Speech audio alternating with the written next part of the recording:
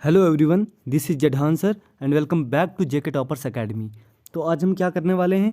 आज हम करने वाले हैं जेके टॉपर्स एकेडमी पे इम्पोर्टेंट एमसीक्यूज़, और वो करेंगे जे.एंड.के रीऑर्गेनाइजेशन एक्ट 2019 पे, ठीक है। और आर्टिकल 370 और 35A के ऊपर हम करने वाले हैं आज एमसीक्यूज़, ठीक है। तो सेशन शुरू करने से पहले मैं आप लोगों को एक इम्पोर्टेंट बात बताना चाहूँगा कि आप लोगों का जो एग्ज़ाम है, जेके एसएसबी के एग्ज़ाम्स हैं जो नवंबर के एंडिंग या दिसंबर के पहले वीक में कंडक्ट कराए जाएंगे, ठीक है। और जेकेपी बॉर्डर बटालियन का एग्ज़ाम भी यहाँ पे बड़ा पास है, और ये एग्ज़ाम जो है आपका ये 26 अक्टूबर को है। तो ये इम्पोर्टेंट क्वेश्चंस कर लेते हैं जो आपके एग्ज़ाम में आने के बहुत चांसेस हैं और आते भी हैं। जे.एंड.के रीऑर्गेनाइजेशन एक्ट वाले टॉपिक से क्वेश्चन आते हैं। बात करें जेकेपी एसआई की तो उसमें भी 10 से 12 क्वेश्चंस लिए गए थे, ठीक है। तो आइए शुरू करते हैं आज का टॉपिक। तो चैनल पे पहली बार विजिट कर रहे हैं, सब्सक्राइब ज़रूर करना और पास का बेल आइकन ज़रूर दबाना, ताकि कोई भी जो सेशन आएगा, कोई भी अपडेट आएगी आपसे मिस नहीं होगी, और इस तरीके से आप पढ़ते भी रहेंगे, ठीक है। और अगर अभी तक आपने हमारे टेलीग्राम चैनल को डाउनलोड नहीं किया है, उसको फॉलो नहीं किया है, तो आप टेलीग्राम पे जाइए, उधर सर्च कीजिए जेके टॉपर्स एकेडमी, और आप वहाँ पे फॉलो कर सकते हैं हमें। और अगर आपको ये PDF चाहिए तो @आज़ाद लर्निंग, AZAD आज़ाद लर्निंग, LEARNING आज़ाद लर्निंग पे जाएंगे, वहाँ पे आपको ये PDF प्रोवाइड की जाएगी इस सेशन के बाद, ठीक है। तो आइए शुरू करते हैं। ये देखिए पहला क्वेश्चन हमारे स्क्रीन पे है। Which section of the J and K reorganisation act 2019 deals with the legislative assembly for the union territory of J and K and its composition. Simple सा सवाल है कि कौन से सेक्शन जो है जे.एंड.के रीऑर्गेनाइजेशन एक्ट 2019 का, कौन सा सेक्शन है जो डील करता है लेजिस्लेटिव असेंबली से। किसकी असेंबली? लेजिस्लेटिव किसकी असेंबली? यूटी की है, जो जे.एंड.के यूटी की है जो, ठीक है, जे.एंड.के यूटी की है नहीं, और उसके कंपोजिशन की। तो कौन सा सेक्शन है वो? तो जो इसका राइट आंसर है वो है आपका सेक्शन 14, ये वाला पार्ट। सेक्शन 40 जो जे.एंड.के रीऑर्गेनाइजेशन एक्ट 2019 का है, वो इसका राइट आंसर है। वो किसे डील करता है? ठीक है, किसे डील करता है? सेक्शन 14 जे.एंड.के रीऑर्गेनाइजेशन एक्ट का ये करता है लेजिस्लेटिव असेंबली से, जो यूटी जे.एंड.के के जो यूटी बनाता है और उसकी कंपोजिशन करता है, ठीक है। क्वेश्चन नंबर 2 देखिए। Which article of Indian constitution deal with special status. कौन डील करता था स्पेशल स्टेटस से? कौन सा आर्टिकल था वो? तो वो था 370, लेकिन अब इसमें चेंजेस लाए गए हैं, ठीक है। अब स्पेशल स्टेटस जो है नहीं मिलता है जम्मू एंड कश्मीर को, ठीक है। नेक्स्ट क्वेश्चन की ओर बढ़ेंगे। नेक्स्ट क्वेश्चन देखिए। Which article empowered J and K state legislature to define permanent resident and prove special grants to डम।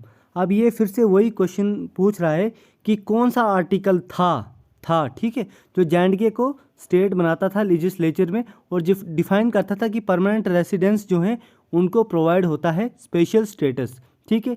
तो वो आपका राइट आंसर क्या है इसमें? आर्टिकल 35A, ठीक है, आर्टिकल 35A, ठीक है, जो अभी एब्रोगेट इसमें चेंजेस लाए गए हैं, ठीक है। नेक्स्ट क्वेश्चन देखिए।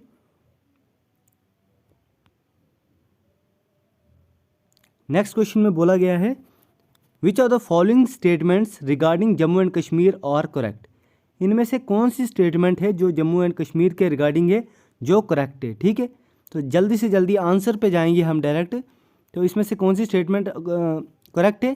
पहली, दूसरी और तीसरी, यानी कि पहली, दूसरी और तीसरी, यानी कि सारी जो है करेक्ट है। जो जम्मू और कश्मीर था वो प्रिंसली स्टेट था, ठीक है, अंडर ब्रिटिश पैरामोटेंसी, ठीक है। तो दूसरे पॉइंट में क्या बोला गया है? जो पीपल थे प्रिंसली स्टेट के और स्टेट सब्जेक्ट्स के, और नॉट ब्रिटिश कॉलोनियल सब्जेक्ट्स, वो ब्रिटिश के कॉलोनियल के सब्जेक्ट्स नहीं थे, ठीक है।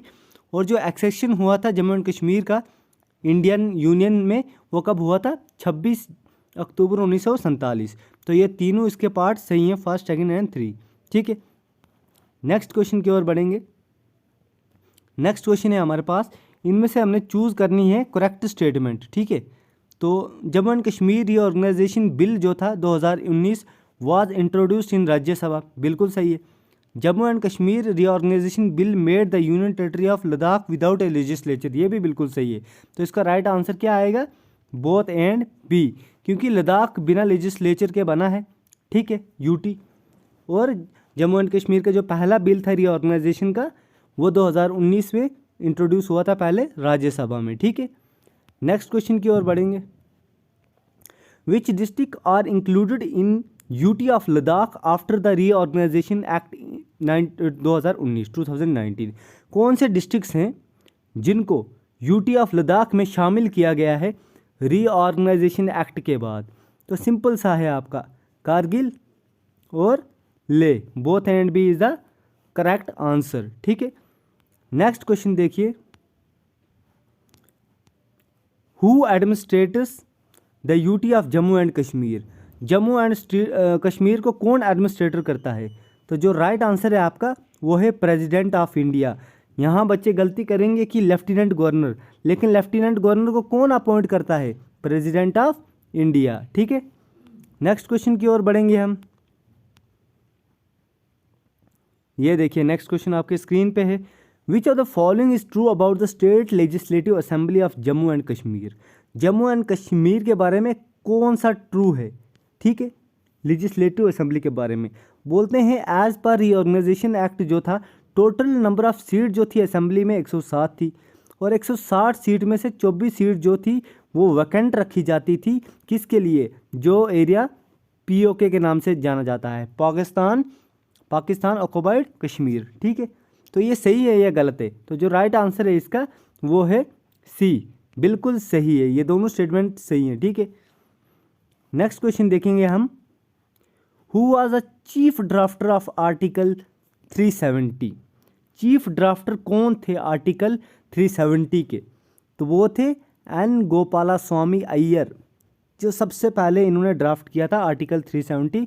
किसके कहने पे? प्राइम मिनिस्टर पंडित जवाहरलाल नेहरू जी के कहने पे इन्होंने यह आर्टिकल ड्राफ्ट किया था। तो चीफ ड्राफ्टर कौन है? एन गोपालास्वामी अयंगर, ठीक है। नेक्स्ट क्वेश्चन की ओर बढ़ेंगे। नेक्स्ट क्वेश्चन देखिए हमारे स्क्रीन पे आ गया है, ठीक है। Until the J&K Reorganization Act 2019, the Lok Sabha seat delimitation in J&K was controlled by, तो जो लोकसभा की सीट थी रीऑर्गेनाइजेशन से पहले की बात बोल रही है, ठीक है। कौन कंट्रोल करता था? तो कौन कंट्रोल करता था इसमें? राइट आंसर है आपका B, constitution of India control करता था, ठीक है। नेक्स्ट क्वेश्चन की ओर बढ़ेंगे। नेक्स्ट क्वेश्चन है हमारे पास, who was the ruler of Jammu and Kashmir to sign the instrument of accession? तो कौन से रूलर ने साइन किया था? महाराजा हरि सिंह। कौन से रूलर थे? Maharaja Hari Singh is the right answer. Next question है हमारे पास। नेक्स्ट क्वेश्चन देखिए, which article of Indian constitution authorised the parliament to reorganise the state of J&K? कौन सा आर्टिकल है इंडियन कॉन्स्टिट्यूशन का जो ऑथराइज करता है पार्लियामेंट को? क्या ऑथराइज करता है? कि रीऑर्गेनाइज करें स्टेट J&K स्टेट को। कौन सा आर्टिकल है वो? तो राइट आंसर है आपका सी, आर्टिकल 3 क्या है? जो इंडियन कॉन्स्टिट्यूशन का आर्टिकल है जो ऑथराइज करता है पार्लियामेंट को कि रीऑर्गेनाइज कर सकते हैं स्टेट ऑफ J&K या किसी भी स्टेट को, ठीक है। नेक्स्ट क्वेश्चन देखिए, which article of Indian constitution is followed for administration of UT of J&K? तो कौन से आर्टिकल को यहाँ पे फॉलो किया जाता है इंडियन कॉन्स्टिट्यूशन के, ताकि एडमिनिस्ट्रेशन ऑफ J&K यूटी को जो है बनाया जाए? तो इसका जो राइट आंसर है वो है आपका डी, आर्टिकल 239A, ठीक है। नेक्स्ट क्वेश्चन देखिए। नेक्स्ट क्वेश्चन है हमारे स्क्रीन पे, which schedule of the J&K reorganisation act? कौन सा शेड्यूल है J&K रीऑर्गेनाइजेशन एक्ट 2019 का जो डील करता है ओथ से और अफर्मेशन से, ठीक है। जो ओथ ली जाती है ना, वो तो कौन सा वो शेड्यूल है जो उससे डील करता है? तो राइट आंसर है इसका 4th शेड्यूल, ठीक है। नेक्स्ट क्वेश्चन की ओर बढ़ेंगे। नेक्स्ट क्वेश्चन देखिए, how many central laws are now applicable to UT of J&K? J&K UT में अब कितने सेंट्रल लॉ एप्लीकेबल हैं? कितने सेंट्रल लॉ J&K यूटी में एप्लीकेबल हैं? तो सही जवाब है आपका 106, ठीक है। नेक्स्ट क्वेश्चन है हमारे पास, which section provides the legislative assembly for J and K. तो जे.एंड.के यूटी के लिए कौन सी सेक्शन है जो प्रोवाइड करती है लेजिस्लेटिव असेंबली? तो जो राइट आंसर है इसका वो है सेक्शन 14 क्लॉज 2, जो क्या करता है, प्रोवाइड करता है legislative assembly UT of J and K के लिए। नेक्स्ट क्वेश्चन हमारे स्क्रीन पे देखिए, which part of Indian constitution deal with the reorganisation of state. Indian constitution का वो कौन सा पार्ट है जो डील करता है किसकी रीऑर्गेनाइजेशन से, स्टेट्स की रीऑर्गेनाइजेशन से। तो इसका जो राइट आंसर है वो है आपका ए, यानी कि पार्ट 1, ठीक है। नेक्स्ट क्वेश्चन की ओर बढ़ेंगे। नेक्स्ट क्वेश्चन में बोलता है, who among the following has the power to appoint lieutenant governor. किसके पास पावर होती है कि वो लेफ्टिनेंट गवर्नर जो है अपॉइंट कर सके। तो जो पावर होती है वो किसके पास होती है, प्रेसिडेंट के पास, ठीक है। D is the right answer. Next question हमारे स्क्रीन पे देखिए, under which section of legislative assembly may adopt one or more languages in use in the UT of J&K as official language or languages। Simple भाषा में समझा जाए तो किस section के तहत जो लेजिस्लेटिव असेंबली है वो अडॉप्ट कर सकती है, मतलब एक से ज़्यादा या एक लैंग्वेज, कोई भाषा या एक से ज़्यादा भाषाओं को J&K स्टेट की क्या या यूटी की क्या बना सकती है, ऑफिशियल लैंग्वेज या लैंग्वेजेस। तो कौन सा सेक्शन है वो? तो राइट आंसर है आपका सेक्शन 47 क्लॉज 1। नेक्स्ट क्वेश्चन हमारे स्क्रीन पे देखिए, which section deal with the formation of UT of J&K. कौन सा सेक्शन डील करता है फॉर्मेशन यूटी की जे.एंड.के। तो जो राइट आंसर है इसका वो है आपका, ठीक है, वो है आंसर सेक्शन 4। सेक्शन 4 किससे डील करता है, formation of UT of J and K, ठीक है। नेक्स्ट क्वेश्चन है हमारे स्क्रीन पे, under which section there shall be a council of ministers consisting of not more than 10% of total number of members in the legislative assembly। किस section के तहत जो council of minister होने चाहिए वो 10% से ज़्यादा नहीं होने चाहिए जितने लेजिस्लेटिव असेंबली में आपके टोटल मेंबर्स हैं। तो किस सेक्शन के तहत? तो जो राइट आंसर है इसका वो है सेक्शन 53 क्लॉज 1 के तहत, ठीक है। नेक्स्ट क्वेश्चन देखिए, नेक्स्ट क्वेश्चन हमारे स्क्रीन पे ये रहा, which part of J and K reorganisation act, कौन से पार्ट में जे.एंड.के रीऑर्गेनाइजेशन एक्ट 2019 के जो डील करता है डिलिमिटेशन ऑफ कॉन्स्टिट्यूएंसीज, जो कॉन्स्टिट्यूएंसीज की डिलिमिटेशन है उससे वो डील करता है। तो वो कौन सा पार्ट है? तो वो है आपका part 5। Part 5 deals with the delimitation of constituencies, ठीक है। नेक्स्ट क्वेश्चन देखिए, which among the following has the power to appoint the advocate general of UT of J and K. तो किस में ये पावर होती है कि वो अपॉइंट कर सके एडवोकेट को, एडवोकेट जनरल जो होता है जे.एंड.के यूटी का, तो कौन उसको अपॉइंट कर सकता है? तो जो राइट आंसर है वो है लेफ्टिनेंट गवर्नर।